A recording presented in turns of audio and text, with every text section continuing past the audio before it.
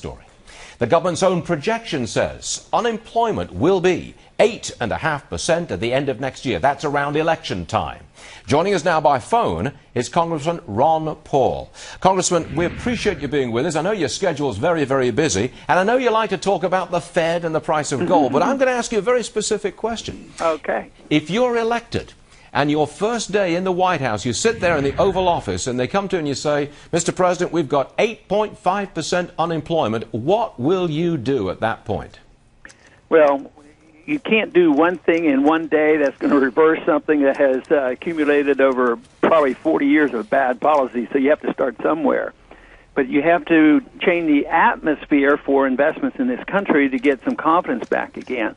This whole idea that government creates jobs, I think, is a fallacy. Only business people create real jobs. So, but I would start with the foreign policy. I'd bring troops home, make them spend their money here at home rather than overseas. That would be a real injection into our economy. Okay. But eventually what you have to do, though, is change monetary policy, tax policy, regulatory policy. But you really can't have the rebuilding of an economy until you get rid of the shaky foundation. And the shaky foundation, of course, is the debt. Okay. And we haven't allowed the debt and the malinvestment to be eliminated. I think we all know that you can't do that on day one, sitting in the Oval Office. We do understand that one. But here's another question, another day one question. They come to you and your foreign policy people say to you, look, Mr. President, Iran now has a nuclear bomb. What do you do about that? Probably essentially nothing. I mean, am I going to go to war? Am I going to bomb them? I would remind them that when I was in the military for 5 years in the 60s, the Soviets had 30,000 of them. And we always talked to them. I mean, what did Kennedy do when they had missiles on our shore? He talked to them and agreed to take the missiles out of Turkey. Congressman, they say to you, Iran's got a bomb, and they say they're going to use it against Israel. Would you defend Israel? No, Israel can and should take care of themselves, and we shouldn't restrain them in any ways, because when they want to do things around and protect themselves, too often we restrain them. So I don't want to interfere in their sovereignty. They should do what they want.